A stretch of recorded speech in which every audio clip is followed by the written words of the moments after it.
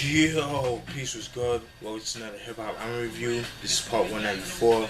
The album that we'll be reviewing tonight is Junior Mafia's debut album titled Conspiracy, released in 1995. As you can see, rocking the Hennessy jersey from the Shook Ones Part 2 video. It's crazy because I was in a car driving around earlier because I usually have it on shuffle, and ironically, it just came up out of nowhere and I'm rocking this shirt. I just decided to wear it and the song came out of nowhere, so I thought it was like perfect. It's like such a dope coincidence. But yeah, man, I've been wanting to review this album, since I did already the first two B.I.G albums. I eventually would have to do Born Again and the duets and stuff like that, but that'll be on a later date. But I figured I'd just do a video on this because I don't really see too many people reviewing this album. Alright, Junior Mafia, as you guys should know, they're childhood friends of B.I.G and Lil Kim as well. They consist of 11 members. I can't remember all of them because there's a lot of them. The only ones I know on top of my head is Klepto, Lil Kim, B.I.G, Lil C's, Larceny, Chico DeVelk. I'm on Wikipedia, so I have to read you guys the names. So it's Little C's, Trife, Larceny, Nino Brown, Mr. Bristol, Lil Kim, Chico DeVelk, MC Klepto or Kleptomaniac, Capone, Bugsy, and the late great B.I.G. Alright, those are 11 members. Alright. They got their start back in the early 90s, particularly 1992 and stuff like that, and then the rest is history. B.I.G came on the scene, the rest is history. They actually have two demos out that have been pressed up on Chopped Herring. The two songs, I think one of them is called Steal and Rob, and I forgot the other song. I think it's called I Will Let You Die or some shit like that. Pretty dope. They're both produced by Daddy O of the Sonic crew. Very dope, very gritty Brooklyn type shit. I'll post those stuff in the description box. Alright, this album has 3 singles. The singles are Players Anthem, everybody knows that song, I Need You Tonight, and Get Money. Those are the 3 singles off the album. And yes, you have the Get Money remix, but I wasn't really a big fan of that. I like the original version that's on the album, as well as the Players Anthem remix. Those are okay. I prefer the original album versions. That's just me. But yeah, man. Let's get right into the album. Like I said, that's what the album looks like. You just see the members of the Junior Mafia in front of a courthouse. Pretty cool. This is the back. You know what I mean? And one thing I just realized was I didn't know after all these years. Well, let me just show you guys what the album looks like in the back. I mean, in the CD case. As you can see, you see Larceny laid up and shit. He got shot. You see the members of Junior Mafia. Just showing support and shit like that. Pretty dope. And one thing I didn't realize, I don't know if you guys can see it, but you guys can see here what's this Conspiracy right here. I don't know if you guys can see it. Let me go. You guys see right here, Conspiracy. I thought that's pretty cool, That's what the CD looks like. Kind of the same thing as the back of the CD. Alright. Show what the CD looks like in the booklet. Pretty cool. See the track list. See like the shoutouts by Lil Kim, Kleptomaniac. You know what I'm saying? Pretty cool. Larceny, like the shoutouts and stuff like that. And in the bottom, you see like the track list and the producers and stuff like that. This is a pretty cool pick right here. Pretty dope. I think this was from the I Need You Tonight video shoot. So I think that's why they look the way they look at that time. But yeah, pretty dope song too. Alright. Let's go through some of the producers. The producers in the album. Lance Rivera. Pretty sure you guys know about him. Daddy O, as I mentioned before. Clark Kent. Who else? Like I mentioned Clark Kent before. Um, what's Easy LP. I mentioned Rivera again. Clark Kent I mentioned before. Daddy O I've mentioned before. Action. DJ Squad. Excuse me. DJ Action, who specialized DJ. Shout out to Special Ed too. Very dope, underrated MC. Mentioned Daddy O. Action again. Special Ed actually makes a beat, and it's actually pretty dope. Action again, and that's pretty much it. Those are the producers of the album, right? You know how I get down? I'm gonna do some of the tracks. Alright, let me get a swig of water.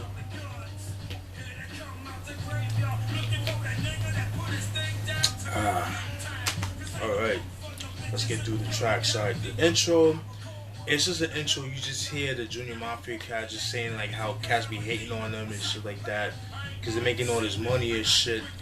You know, it's just them doing their thing, and you know, within all of that, anytime you're winning, you're always gonna have haters and shit like that. So that's pretty much what they talk about in the intro. So I thought that was pretty cool. Track 2, White Chalk, pretty dope joint, dope posse cut. They all do their thing on this joint. What I like about the beat is like it's a bass line, it's like a deep bass line. It's like a kind of like a dark guitar bass line. But what I like about it too is the fact that how they have like the flatline effect, the flatline sound of that, the beep, beep, beep, like how the beat coincides with the snare. So anytime the snare hits a boom, boom, ding, beep, doom, psh, ding, like that shit is so dope. Like the way they did that, I thought that was pretty cool. Track 3, excuse me, is a skit. It's just the Junior Mafia members looking for larceny, because larceny got shot. You know what I mean? He got shot by a hater, like one of the rivals and stuff like that. And you know, like just like the nurses just being like mad rude to them, and then they start acting hostile toward the hospital staff, and they get called security.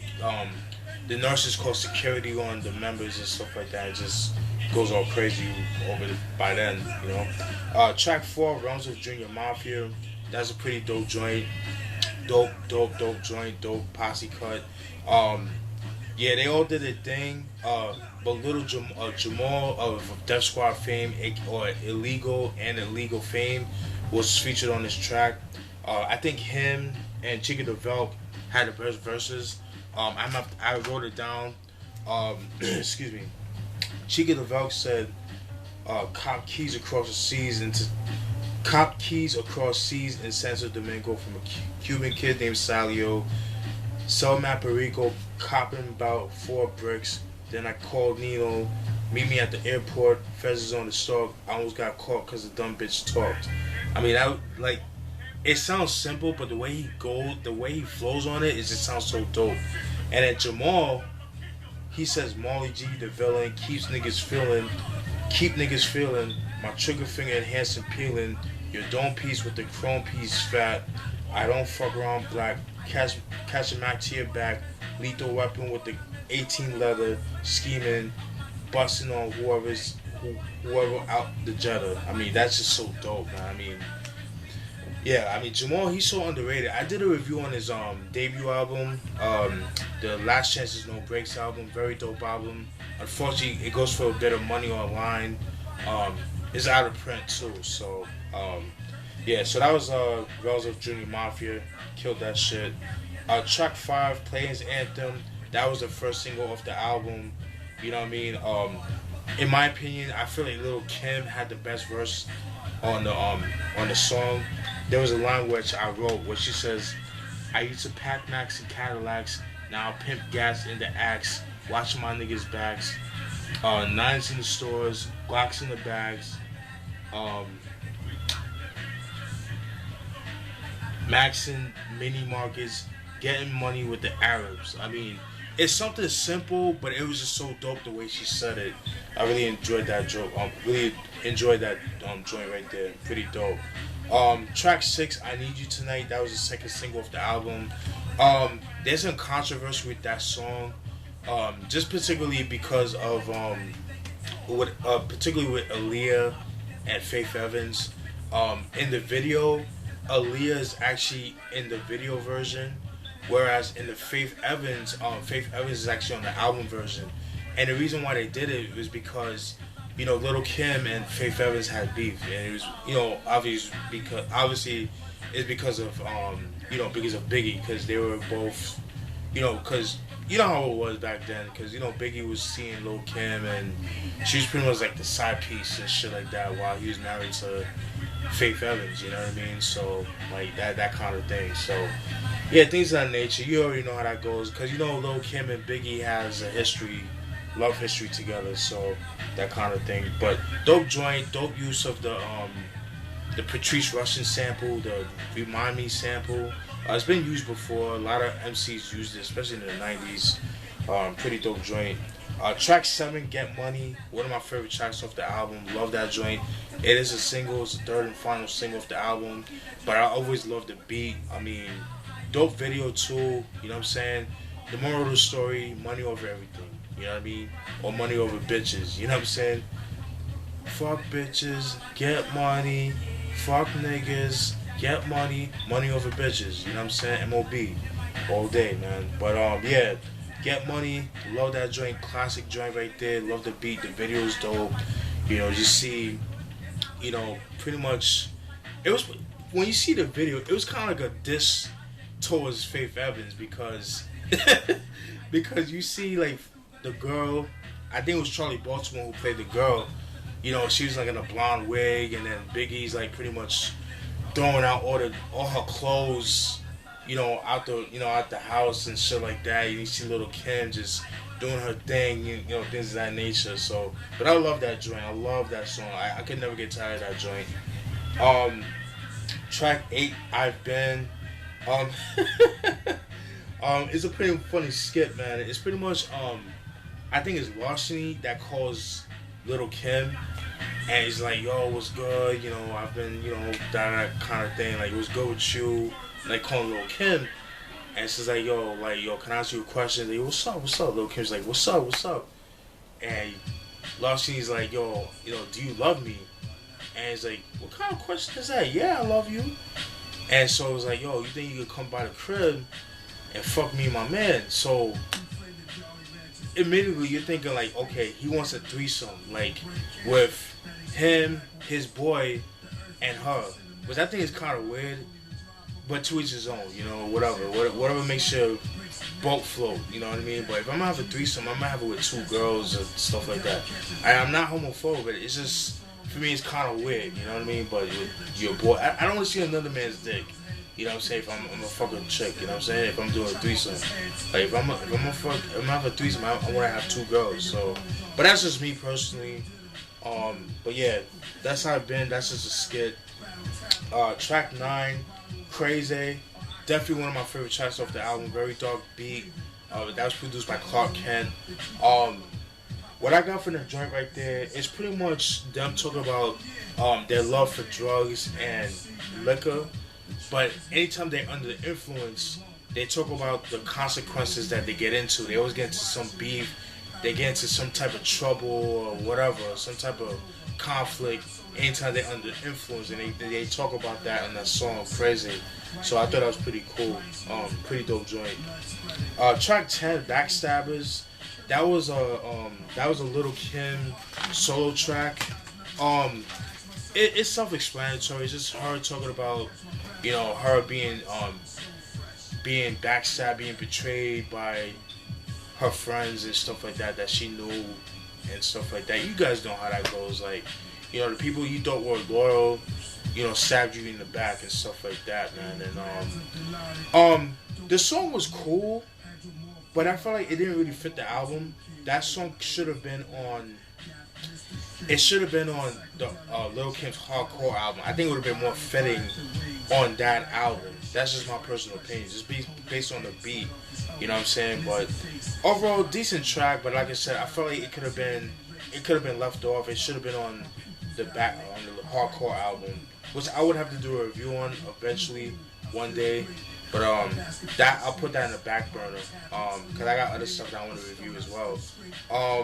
So that was Backstabbers. Track 11, Shot, is a skit where it uses the instrumental of White Chalk, but without the drums, just the bass line and the flat line effect. And pretty much one of the members called Trife.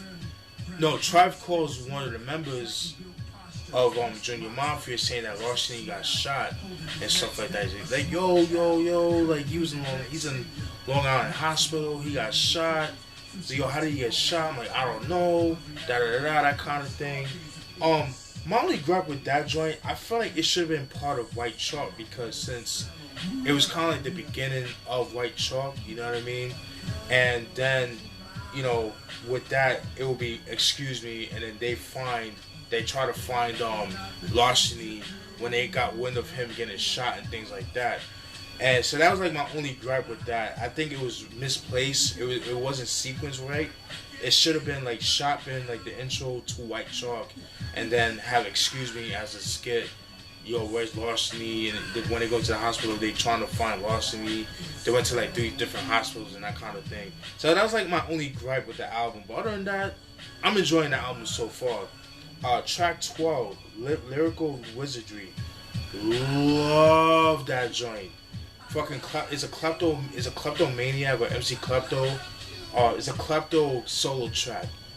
He said a line which I really loved. That was produced by DJ Action. Like I said, that's Special Ed's DJ. He had a line where he says, MCs get cut like glass, ragtag and crash. Hemp bags, come save that ass. Who wanna get broke the fuck up? Tell me, freaking vocabulary like Chinese and spelling bees. I mean, that is just so dope, son. And like with that beat and the way he was flowing on that beat, the way he said that shit was just so dope, man. I really enjoyed that joint right there. Track 13. 1 second.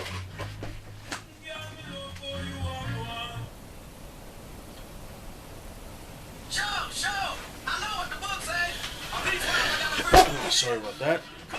Yeah, track 13, Oh My Lord, pretty dope joint. That's a song that was produced by Special Ed. It features Biggie and Kleptomaniac on the tracks, like a duet between them two. Pretty dope joint. Biggie kills it as usual. Kleptomaniac kills it too. Dope use of, excuse me. Yeah, sorry about that. Dope use of the Laws of the Underground sample. I think it was Check It that they used it from. Was the Oh My Lord. I think it was that or the TikTok song or Flow On. I forgot what song that they used. But yeah, man, pretty dope joint. They killed that shit. Very dope. Track 14, Murder Ones. That was produced by DJ Action, Special Ed's video. Special Ed's DJ, DJ Action. Oh My Lord was produced by Special Ed. And yes, he produced a track, like I said. And Murder Ones was produced by DJ Action. Pretty dope joint right there. Very dark beat. Definitely a dope way to end the album. And then you got track 15 is the outro. It's just pretty much, you know, you got Trife, Little C's, and Lil Kim by Larceny's bedside. You know, just saying how you think, you know, Larceny's gonna make it. And then Lil Kim's like, of course he's gonna make it. He's a G, you know, like, you know, he can't die, you know, that kind of thing.